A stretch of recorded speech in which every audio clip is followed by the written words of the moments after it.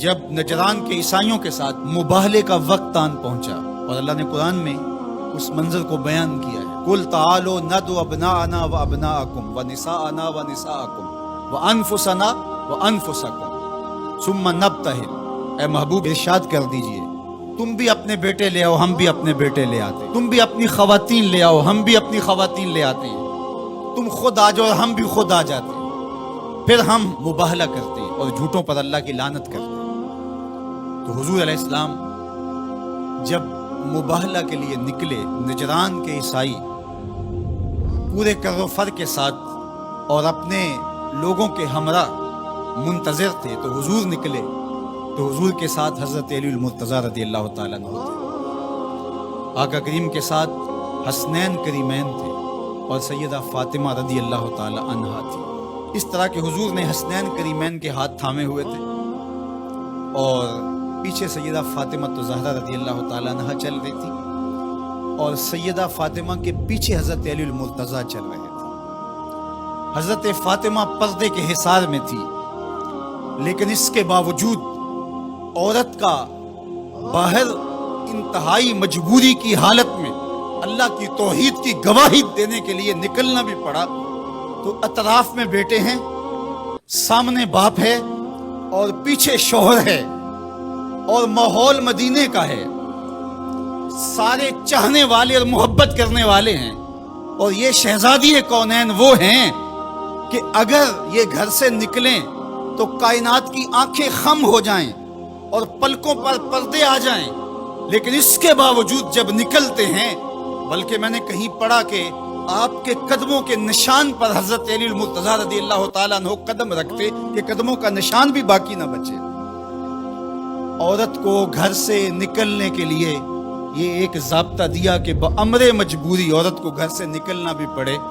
تو اس کو اپنے محرم کے ساتھ کس احتیاط سے نکلنا پڑے گا۔ اللہ اکبر! یہ ملکوتی قافلہ، یہ تقدس مآب قافلہ جو 5 نفوس پر مشتمل تھا، جس پر میرے حضور نے ارشاد فرمایا اللہم ہؤلاء اہلی، اللہ یہ ہیں میرے اہل، یہ ہیں میرے گھر والے۔ اللہ اکبر! میری کل کائنات یہ ہے، اور آج تیری توحید کی گواہی کے لیے، سچائی کی گواہی کے لیے، مباہلے کے لیے لے کر کے پیش ہو رہا ہوں۔ اللہ اکبر! اب جب مباہلے کا وقت آیا اور ان لوگوں کو دیکھا تو ان کا جو بڑا پادری تھا اس نے اپنے سارے پادریوں کو مخاطب کر کے کہا واللہ میں وہ چہرے دیکھ رہا ہوں، اگر یہ کہیں کہ یہ پہاڑ یہاں سے اٹھ کے ادھر ہو جائے تو سرک کے پہاڑ ادھر ہو جائے گا، اور اگر تم نے ان سے مباہلہ کر لیا تو میں یہ یقین رکھتا ہوں کہ کوئی عیسائی باقی نہیں رہے گا، اور اگر اپنی بقا چاہتے ہو تو پھر راستہ بدل لو، پتلی گلی سے نکل جاؤ۔ اور وہ بھاگ گئے، کیوں کہ یہ وہ تقدس مآب چہرے ہیں کہ اگر یہ پہاڑ کو کہیں اپنی جگہ سے ہٹ جا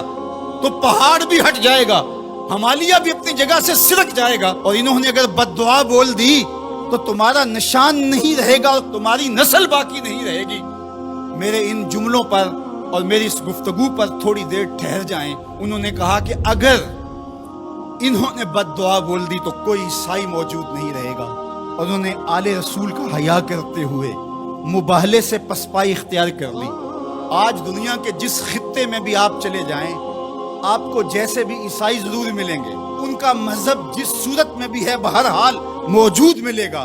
لیکن جنہوں نے حیا نہیں کیا اس یزید کی نسل آپ کو کہیں بھی نہیں ملے گی، اس شمر کی اولاد آپ کو کہیں نہیں ملے گی، ابن زیاد کی نسل آپ کو کہیں نہیں ملے گی۔ میں نے تو دنیا گھومی ہے،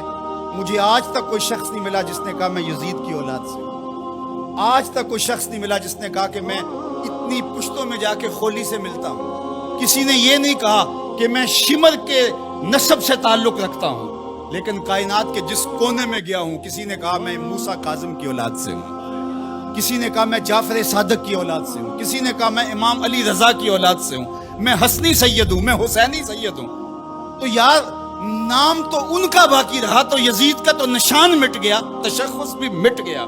اور حسین کے روزے پہ آج بھی جھنڈے جھولتے دکھائی دیتے۔ فخر کا دل میں دریچہ باز کرنا چاہیے، جن کا تو آقا ہے ان کو ناز کرنا چاہیے۔ ہمارے لیے فخر ہے کہ ہم حسینی ہیں، حسینی ہونا اعزاز ہے، حضور کی آل کی محبت اور ان کی ولا یہ ہمارے سینوں کا اجالا ہے، یہ باطن کی روشنی ہے۔ اقبال کہتا ہے کہ آج اگر آپ میرے اندر ایمان کی حرارت دیکھتے ہیں اور اسلام کا حقیقی فلسفہ اگر میرے نوک قلم سے ٹپکتا ہوا دیکھتے ہیں، تو یہ نور، یہ اجالے اور یہ روشنیاں مجھے نصیب کس چوکھٹ سے ہوئی؟ از ولائے دودھ مانش زندہ ہم، میرے باطن کی حرارت اور توانائی کا سبب یہ ہے کہ میں حضور کی اولاد سے پیار کرتا ہوں۔ اللہ اکبر۔ در جہاں مثل گوہر تابندہ ہم، کہا کہ یہ عکس جمال رسالت معاب اور پھر عکس اہل بیت نبوت ہے کہ آپ کو میرا چہرہ چمکتا ہوا دکھائی دیتا ہے، تو یہ زندگی اور یہ حرارت جو ہے وہ اہل بیت نبوت کے سبب سے نصیب ہوتی ہے۔